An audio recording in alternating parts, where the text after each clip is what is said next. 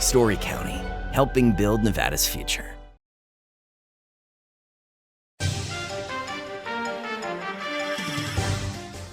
Welcome to an all-new Nevada Newsmakers. I'm Rachel Dahl in for Sam Shad. Today on the show we have Akia Sanders. She's the director of the Governor's Office on Federal Assistance. We'll be right back on an all-new Nevada Newsmakers. Like a traditional handmade basket, retail is woven into the fabric of life in Nevada. From big box to mom and pop, retail supports our communities in countless ways. Jobs for the disabled, team uniforms for kids, help for the elderly, and so much more. Retail employs over 1 in 10 workers. Retail supports Nevada, and we support retail. RANNV.org. A power line is more than a power line. It's maintaining the bottom line for small businesses. It's keeping the assembly line moving for our workforce. For our brightest minds, it's meeting a deadline. It's on the front line with our heroes. And on the sidelines of the biggest games. It's a direct line to our loved ones. And it's a lifeline for the most vulnerable. There's a lot on the line. The Nevada Builders Alliance has been protecting the interests of the construction industry for over 50 years. Our programs save members thousands of dollars every year and allow them to provide much-needed benefits to their employees. Our industry also allows Nevada to grow. If you're thinking about a career in the construction industry, reach out. And if you haven't thought of a career in construction, what are you waiting for? We are the Nevada Builders Alliance. The trucking industry is the most resilient link in the supply chain. And for over 90 years, the Nevada Trucking Association has been the voice for the men and women in the trucking industry. From Carson City to Washington, D.C., we advocate for policies to protect our trucking companies and keep commerce flowing. Because Nevada's and America's prosperity is tied to trucks. There's nothing without trucking.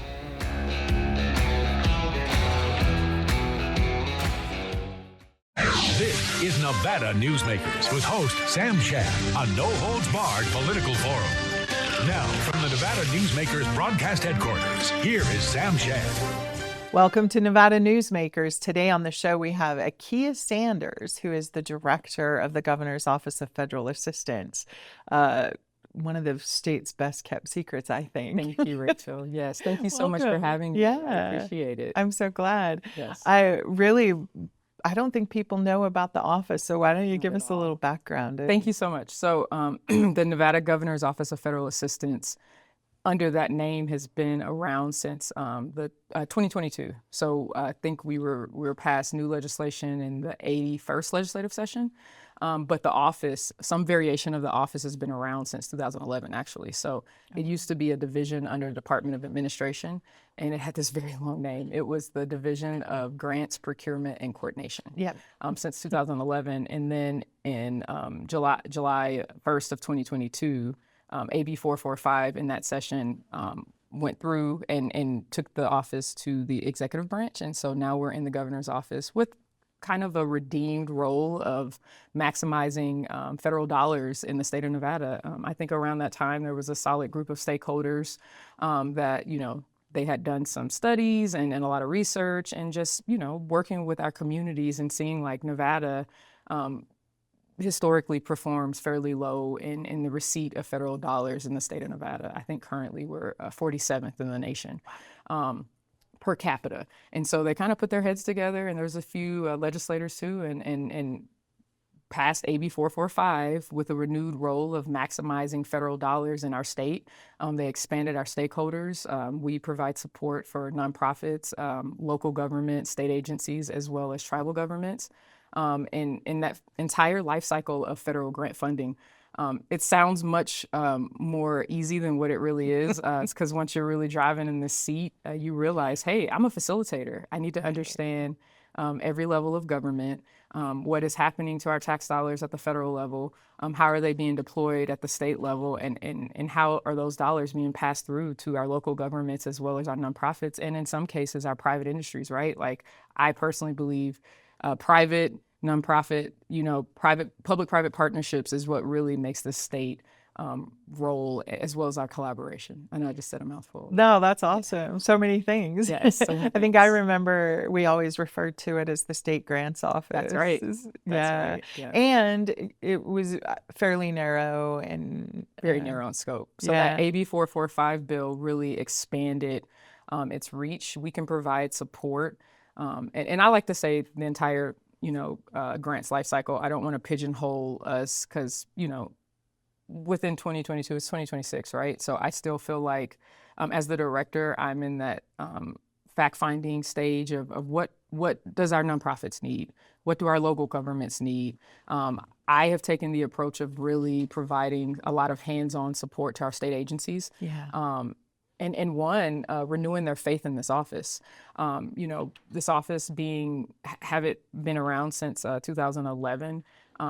It didn't have the best credibility in providing that support for our state agencies, and so we've definitely had to do some work to renew that faith and trust in the work that we do in our office. And it's been a journey, but it's been fun. Yeah. Providing support for our bigger agencies like Department of Human Services or Nevada Health Authority, or even Nevada Department of Agriculture. It warms my soul when I see one of those agencies reach out and say, "Hey, can you help me with this application?" Or, we have this technical assistance question, or, we don't have the capacity to write this grant, or our folks need training. That's been a really big one, is education, finding those gaps just across our state as a whole. But I've really tried to dig deep with our state agencies and find those gaps in knowledge, because these are the folks that are managing the grants for the entire state, right? Yeah.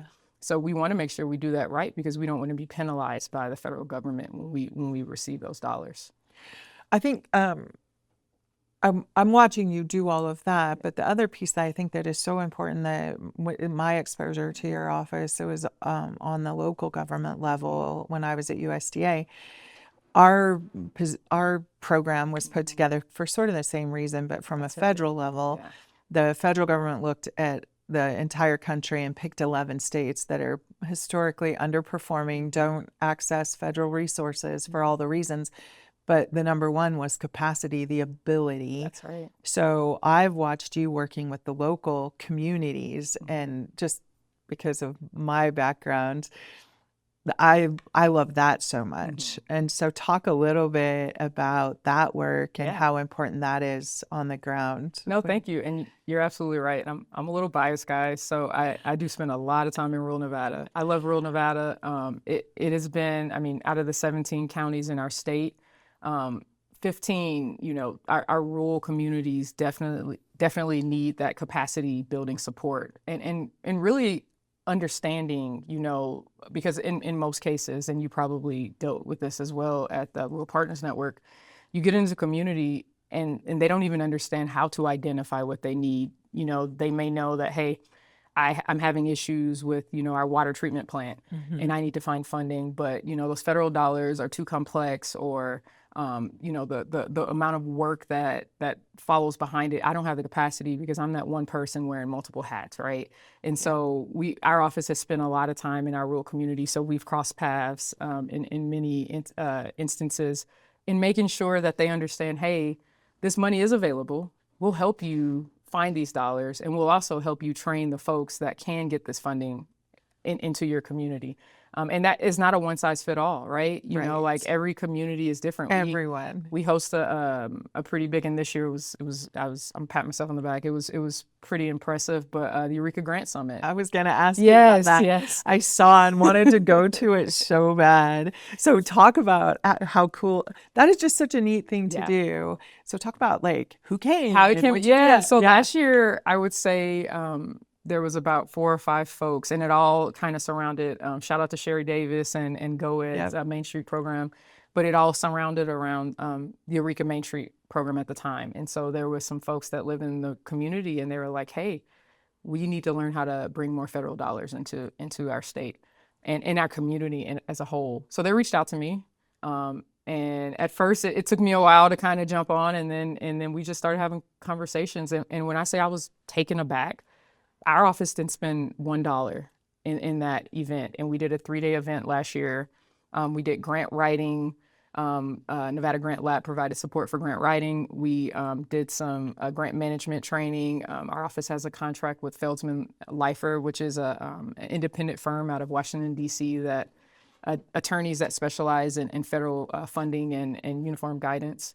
He came out and he did some training, and then we had a tribal set-aside day, and we only went through tribal-specific requirements at the federal level. Great turnout. There was about 65 folks that showed up. Northern Nevada, shout out to Sheldon Mudd, and Northeast Nevada Rural Development Authority. Sheldon came out. He sponsored. He presented. We had Christine Brandon from Western Nevada Development District. I mean, we had people driving up from Clark County doing budget presentations. Just so cool. Just to bring folks from across the state to care about one community. I think that was, it warmed my heart. On top of, we sold the hotels out. We spent money in their shops, and so all in the name of me teaching you how to do a grant, right?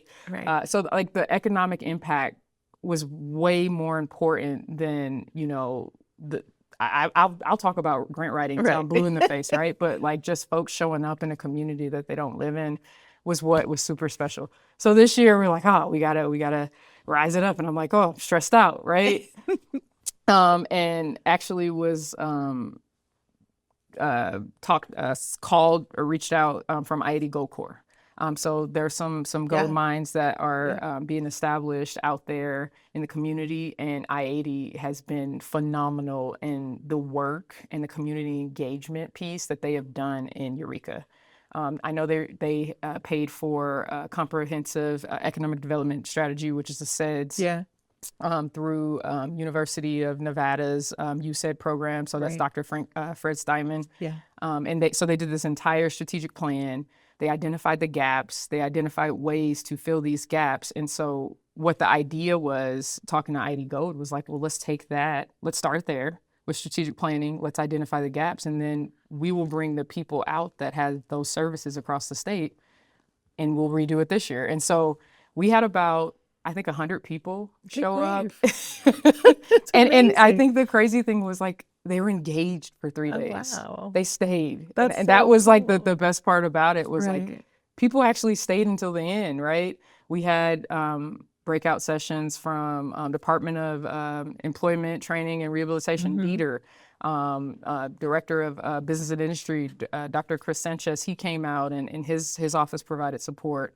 Nevada Housing Division, like every industry, and I know this doesn't sound like grants, right? But every industry that they needed to be successful, we brought them to them, and we did 3 days of programming and training and resources. And so I think that's just amazing. And the relationships that get built over 3 days of everyone being out of their element and talking to each other, that's invaluable. You leave a community stronger, but you leave that entire ecosystem stronger. I think that's amazing. I love Eureka. It has a very soft place in my heart. That's so cool. We're going to take a break, and then when we come back, let's talk about how we can do that for other communities too. Thank you.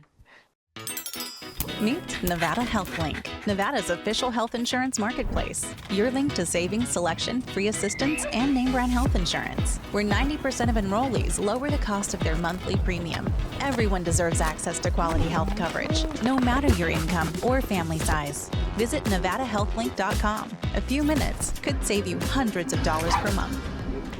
Nevada Health Link. Our plans are made for your plans.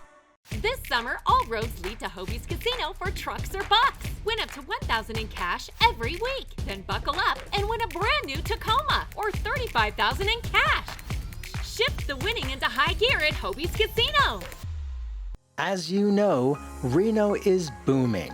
Toll's development company is helping it grow with insightful design and development, building community with every project, adding beauty, adding excitement, emphasizing our shared humanity. Reno is becoming bigger. Toll's development is helping it become better, more livable, more enjoyable. To learn more, go to tollsdevelopment.com. tollsdevelopment.com. 2025 is bringing big changes for Nevada businesses. If you have more than 5 employees and have been operating for 3 years or more, you must now comply with new state retirement plan mandates. The Vegas Chamber 401k plan makes it easy, offering a proven, customizable, and cost-effective plan for employers and employees to save with tax advantages. Visit vegaschamber.com to explore options and see how the Vegas Chamber can help you start saving for your future. At Nevada Urban Indians in Reno, your health is our priority. Our medical clinic welcomes everyone. We accept all insurances, ensuring quality care is within reach. Nevada Urban Indians, your partners in health. This is Nevada Newsmakers. We're back on Nevada Newsmakers with the director of the Governor's Office on Federal Assistance, Akia Sanders. And this amazing that you're doing this, I don't know, above and beyond, I feel like, but just, we should have been taping the outtakes. I know. We go off to the races on this, all of the exciting things that you're doing there. I want to talk about your conference in September. Yes. So why don't we go there before we get sidetracked into this other. So we're doing 2026 Silver State Grants and Procurement Conference. It is September 1st through 3rd at the Las Vegas Convention Center.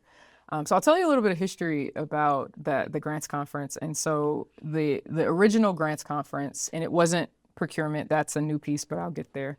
I believe it was, the first one was in 2019. And the older edition of this office that was under Department of Administration, they partnered with Washoe County. Okay. And they were able to bring a robust conference to Northern Nevada. And so the thought was, let's do this annually with the grants office at the state level. And then the pandemic hit. Right. And so it took a few years of a hiatus. And, when I became the director, we started working directly with Washoe County again. Yeah. And we were able to bring it back last year. And phenomenal. I think we had to turn folks away. We held it at the Pepper Mill in the middle of the snow. It was a snowstorm. Oh my God. We still got 300 people to show up, right? That's crazy. And the breakout sessions were on point, and it was just a perfect time and opportunity to really bring our grants community together. There was a lot of changes. I believe the uniform guidance changes from 2024 had just taken in effect, and we're in the beginning of 25. Different communities, different funding regulations and requirements. And so it was just a great opportunity. I talked to Washoe County. They were like, this conference needs to be at the state level, right? And so I was just like, okay, I agree. So this is our first year hosting it on our own. And there was conversations last year as well with our purchasing division that's under Department of Administration. And they were like, we service the same stakeholders. Let's collaborate. And I was just like, I love collaborating. Right. So I was like, okay, let's do it. And so that's where the Silver State Grants and Procurement piece comes. Okay. So this year, you'll see a huge vendor fair, and that'll be more of the purchasing side. And you'll see a lot of folks that fall on our statewide contract list across the state will be brought in to showcase their goods. I mean, you might even see a boat, a big truck, or something from the vendor piece of it. And then all of the content will be the grants portion of it. And so we have another day and a half of content with breakout sessions starting that Tuesday morning, the 2nd, and then going to midday on the 3rd. So it's a nice mix with our target audience of state agencies as well, local governments, nonprofits, and tribes. Some really solid breakouts. And I'm trying to move the agenda to really fit the current themes, right? Like, and I didn't want to bring the cat out of the bag, but we're anticipating some significant changes in federal grant regulation at the federal level. OMB just closed the comment period, which we were able to give some comments on that. And if all those go into effect, that's going to completely change the landscape of federal grants across the nation, right? So how do we prepare people for that? And so that is literally how we're going to break out the beginning of the conference, right? We're going to start with that and talk about it and then prepare you in those breakout sessions for that day and a half. So great opportunity to network and really find solace in that grant professional network that sometimes we work in silos. Mm-hmm. Yeah. And so just being able to pull in another partner and say, hey, I know about this, or I know how to do this, or hey, we're looking at this grant, but we need, a partner. Well, we're trying to bring that funding in too. And so a lot of the things that we do at our office is really trying to break those silos and just intersect our just grant community as a whole. Right. And trying to carve out that workforce as well. That's so neat. Yeah. We got to take a little break, but when we come back, let's talk private-public partnerships. Right. I think that's really, really important, yes. And we don't talk about enough. Perfect. We'll be right back on Nevada Newsmakers. I'm Rachel Dahl with Akia Sanders. Light up your July at the Carson Valley Inn. Win up to $25,000 in the All-American Progressive giveaways. $1,500 winner guaranteed each drawing night. And $30,000 in grand prize giveaways. Only at the Carson Valley Inn. Welcome to Story County, where history meets innovation, and a pioneering spirit continues to shape our future. At the heart of the Tahoe Reno Industrial Center, we power the future with global leaders in technology and manufacturing, driving progress that reaches far beyond our county lines. From advanced manufacturing to tech innovation, our industries are creating thousands of quality careers, fueling a vibrant economy that benefits every Nevadan. But it's more than just growth. Our community is our foundation, supporting families, empowering local initiatives, and creating a place where everyone belongs. Be part of a legacy built on bold ideas and boundless possibilities. Join us in building a brighter future right here in Story County. Story County, helping build Nevada's future.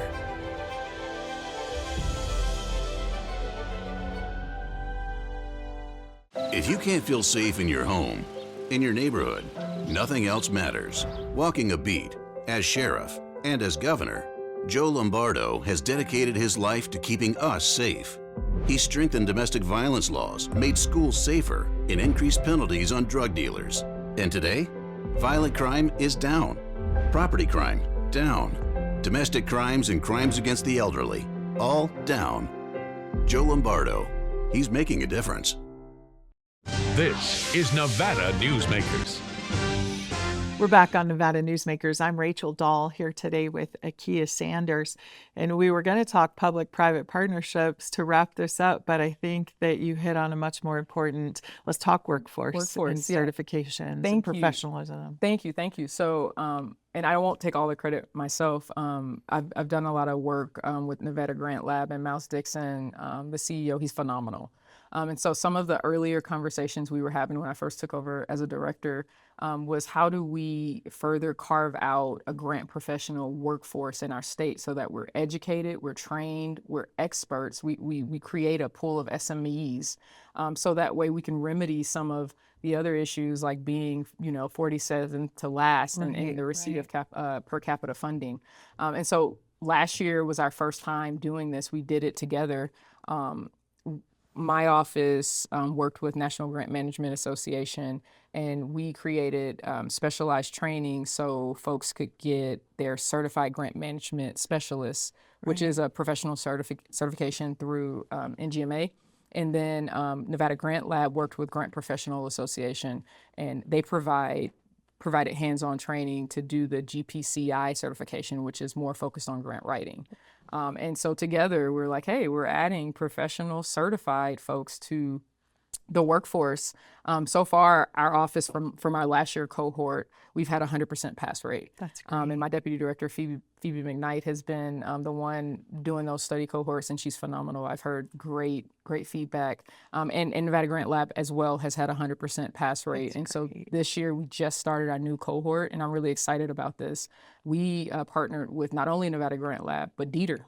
Okay. Because they have professional development dollars. Right. And so last year we gave out 15 scholarships, but if you wanted to come to the training, we didn't turn anybody away. Wow. This year we gave out 50 scholarships. What? And Dieter was able to give us some professional development dollars. And so I think that's really important. That's amazing. And empowering, right? Like what I found when I took over as director is grant professionals, at least at the state level, they're not always called a grants and project analyst, right? You can have a plethora of different titles and other duties, right? And so, how do we empower them, educate them, train them so that they do have that seat at the table when we're talking about projects? It shouldn't be bringing in your grant professional at the back end, telling them to write this grant and then putting them back on the shelf. Who, oh, by the way, cleans the bathroom. Yes, right. That's how we all came up. Akia, I'm so grateful that you could come today. Thank you so much. I appreciate you, and I want to remind everyone about the conference. Yes. That would be really great. September 1st through 3rd at the Las Vegas Convention Center. If you are interested in sponsoring or attending, please reach out to my office, grants@ofa.nv.gov. Right on. Thank you so much. Thank you. Thanks for joining us today on Nevada Newsmakers. I'm Rachel Dahl with Akia Sanders. We'll be right back. Welcome to the Ahern Hotel, where bold ambition meets unforgettable experiences. Feel your game day vibes and celebrate with great food at All American Sports Kitchen, serving amazing flavors and fan favorites. Sip and savor at Aroma Barista Bar. Handcrafted coffee roasted to perfection. Step into the Ahern Live showroom, where concerts, comedy, and unforgettable performances light up the night. We also have the David Yule Art Gallery. It's the only one in the world, and his work is breathtaking. Browse the gift shop. It's a treasure trove of keepsakes, chic essentials, and one-of-a-kind finds. And the space. Almost 30,000 square feet of meetings and events areas ready for you. From weddings and birthdays to quinceañeras, trade shows, banquets, and beauty pageants. Bigger ideas? Let the Ahern team handle all the details so your event is flawless. Ahern Hotel, where moments become memories. Book your next gathering today. For 50 years, Nevada Heating has been keeping people comfortable in their homes. At Nevada Heating, call the Do It Right guys and get the air conditioning back on today. That's the Nevada Heating way. Why sweat for days on end when Nevada Heating can get your air conditioning fixed today? Call us today and we'll fix it today at 323-5585 or schedule us on our website at nevadaheating.com.